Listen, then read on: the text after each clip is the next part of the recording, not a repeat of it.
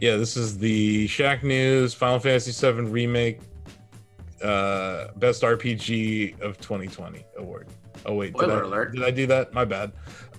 It's just the best RPG of 2020, and then we're gonna vote and give it to Final Fantasy here in a second. Right?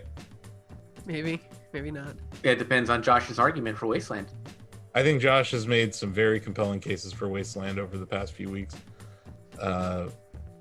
Yep. So I don't know. What do you guys want to start with? You know what? I'll start with Wasteland 3. I've made a lot of arguments for this game, and I think that if I haven't changed your mind at this point, then you're probably stuck on voting for Final Fantasy VII Remake. I think Final Fantasy VII Remake is a great game, don't get me wrong, but I don't think it offers nearly the RPG experience that Wasteland 3 does. The amount of choice, the amount of consequence, the amount of effect that you as a player actually have on the world, that to me is a core part of an RPG. Like, it's actually feeling like you're part of the world, and that your character, someone that you have kind of actually had a chance to become part of, or that character become part of you, is what makes a great RPG for me. And I think that Wasteland 3 offers that in more ways than Final Fantasy VII does, because the choices that you make, from the people that you recruit, the decisions that you make in simple conversations, to who you decide to kill when you pull your guns out, it all directly changes the world.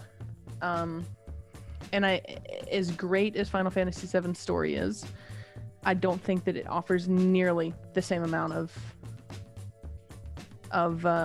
context there for players to take part in, and really, like, at the end of the day, what's going to happen in Final Fantasy VII is what's going to happen in Final Fantasy VII.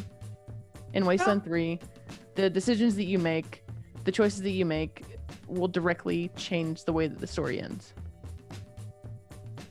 I will say, though, I loved Final Fantasy VII, but I will definitely agree with you that in terms of depth, in terms of RPG depth, it's probably going to end up being Wasteland 3. Yeah, I guess this comes to a conversation about linear design versus a more open kind of world that, you know, Wasteland offers. I've watched gameplay from both of these pretty extensively. I haven't had a chance to play them both extensively. Which one allows me the most options in terms of like freedom of role playing? Because we're talking about role playing. Wasteland 3. So for me, I mean, that may not be everybody's measure, but for me, that's more important. Like, yeah. What impact can I have, or what impact or freedom am I given to impact the story in the world? Mm-hmm. Yeah, I mean, the difference is that Final Fantasy VII is telling you a story with characters that have been predestined. Yeah. I think it's like any TV show that you identify with those characters. You enjoy some, you hate others. It does have a strong story. It does have strong characters, and it does have a focused arc. Wasteland 3, like, there's a difference of identification, and like those are characters that you created and put your heart into, and like they are your avatars of that world. Yeah, there's a lot of character building in Final Fantasy VII, but not to the extent that there is in Wasteland 3. Wasteland 3 gives you a lot more freedom in that sense. Well, yeah, you are limited to your crew, you know, in Final Fantasy VII. You don't get to create a character. You are Cloud. Yeah, I mean, I think it's one thing, like, the way that I look at it, I guess it's technically branded as an RPG. And I'd be making the same argument if we were sitting here comparing Wasteland 3 to The Witcher 3, which, as anyone on staff knows, is one of my all-time favorite games.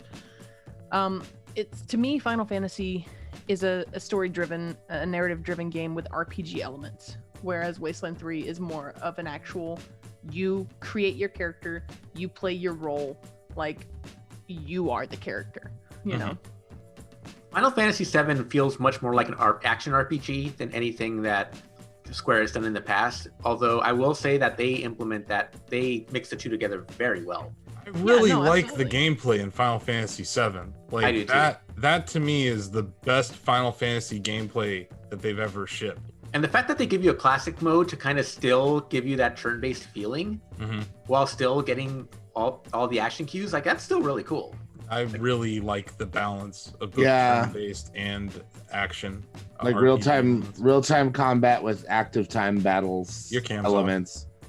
Off. Oh, sorry. Just letting you know. But yeah. No, I think Josh brings up a lot of really good points, and I was just kind of joking when I said that Final Fantasy was the RPG of the year, because I'm kind of surprised no one brought up another game called Cyberpunk 2077. Isn't that a role-playing game? As much as I enjoy things in Cyberpunk, I think that it's missing a lot of what makes an RPG at its core. It under-delivered on a lot of the role-playing elements that were advertised, in the sense that you really aren't having the same impact on the world that you really thought you were. Yeah. It was advertised, so yeah, like I'm surprised it's not being given consideration, but that surprise is more like I'm surprised they didn't deliver on what they said they would. I just felt like this conversation, we should include it at least. Even if it's not the best, it was an RPG that shipped this year. And it's a good way to contrast these other two games that we've brought up, I think. Because Wasteland is quite the opposite, where your choices really do matter in that world, right, Josh? Yeah, no, I mean, everything you do really in Wasteland 3 plays out some way. And there are bits of that in Cyberpunk, but I think that where Cyberpunk fails is Cyberpunk, to me, kind of, aside from having different endings and being able to choose different romanceable characters, I think it falls more, for me at least, into the same vein as Final Fantasy. Like, there's a story there, and there's kind of a way that CD Projekt Red wants it to be told, and there's kind of a way for you to change that in some elements based on the conversations you have and the decisions you make, whether you choose to kill someone or let them live or whatever. But I feel like the consequences for your decisions and your choices in Cyberpunk are a lot less dramatic and involved than they are in Wasteland. And I think that's why, for me personally, it's missing a lot of the depth that makes an RPG really feel like an RPG, and that's why I honestly am not even considering it for best RPG of the year. Yeah, I agree with Josh. Like, his points. Like, I love Final Fantasy VII. I have the nostalgia for it. I think it's a great game. I think it's fantastic. But the core of what an RPG is, Wasteland does it better by like 100-fold. Like, that is what an RPG is to me. Like, I think it does it much better than Final Fantasy VII does. Like, the one that we haven't talked about yet, Yakuza Like a Dragon, is also a pretty great RPG. Like, they do very surprising one too. That game is essentially Dragon Quest if Dragon Quest was a Yakuza game. That felt so weird to me, because I'm just like, wait, Dragon Quest is a Square Enix joint, and yet I'm playing a Sega game that's all about paying tribute to the Square Enix joint. Awesome. I mean, Dragon Quest is so revered in Japan that it's kind of like a national holiday when one of those games come out. There's stores that are completely themed after it. Also, like, a national holiday for me. You walk in and it's just like, Donovan, you'd love this shit. Like 7-Elevens that themed for Dragon Quest. Like, the door, as you open it, makes a Dragon Quest noise. Like, it's insane.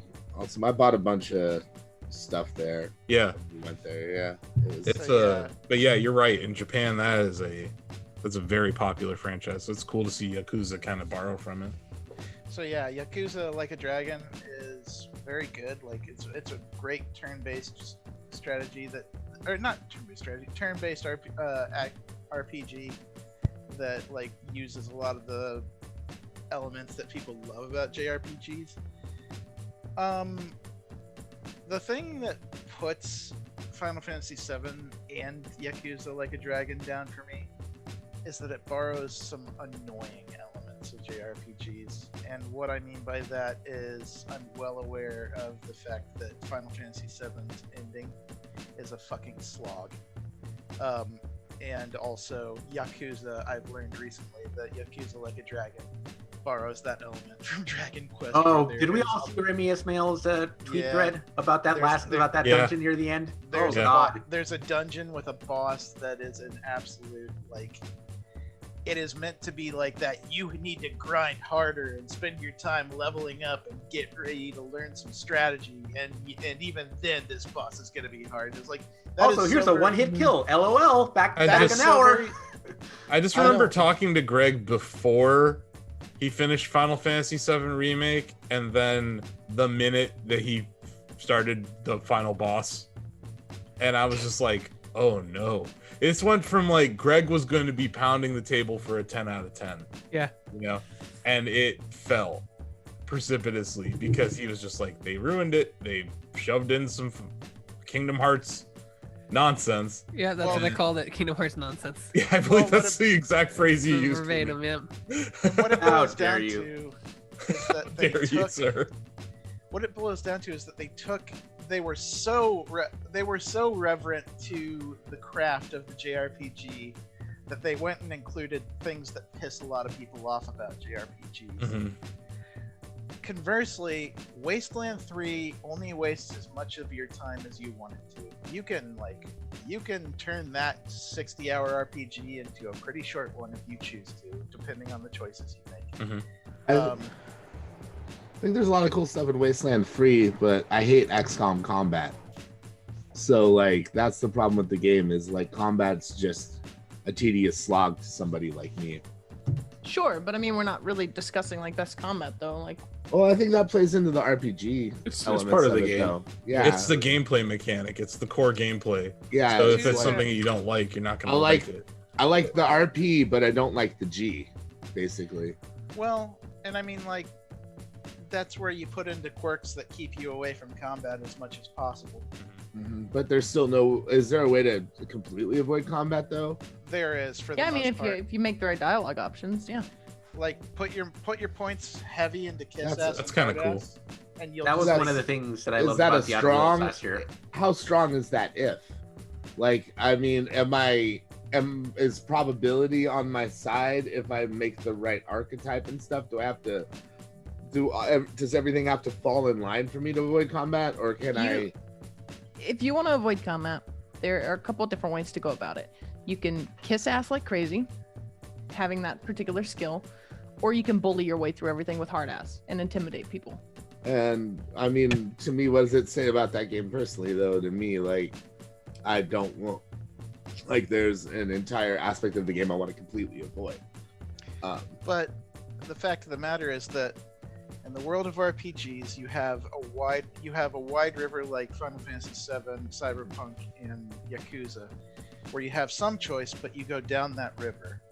Mm-hmm. Wasteland 3 is a river that splits into a bunch of different channels, and you can choose the one that you want to take, and it will legitimately be different from the other channels.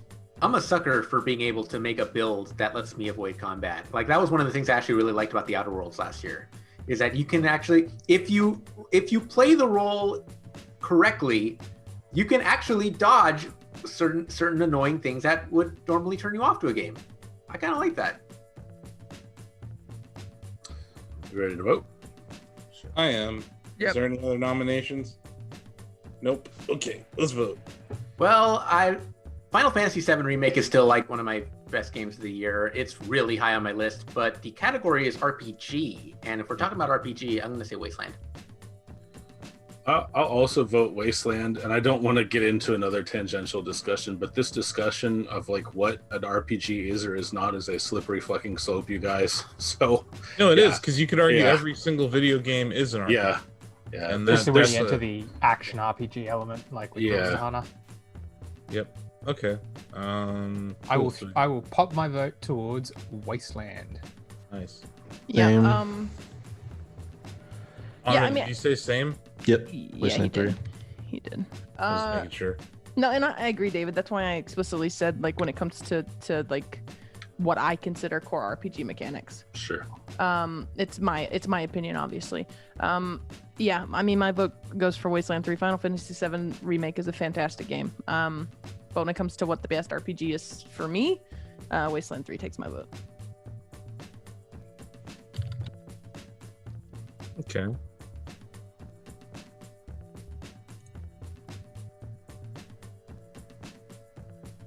Wasteland 3 for me. Bill's on the Wasteland 3. DJ? Wasteland 3. Chris? Go Wasteland 3. Blake? Final Fantasy 7. Okay. Ozzy, are we vote? Greg? Coming from the guy with the sword of Final Fantasy 7 on his wall, but I have to go with Wasteland 3. Okay. I'm gonna vote for Eichenfell. Screw all you guys. Bernie Sanders it is. What is Eichenfell? It's an indie game. It's an indie RPG that we all slept on this year. But I just wanted to shove it in there at the very last second to screw with everyone. It's cool though. It's a neat little indie. I recommend checking it out over break if you're Heard good things about it. Yeah, it kind of went under the radar this year, but I'm not gonna. My vote was meaningless. Wasteland 3 already won. I just felt like voting for Bernie Sanders just one more time in 2020. So, congratulations to In Exile on getting acquired by Microsoft, but also on winning the Shacknews Best RPG Game of 2020. I must have dreamed 1,000 dreams. The world you see now is a very scary place. Haunted by a million screams. Democracy, equality, and freedom all died when the bombs fell. And we've been walking on their ashes ever since.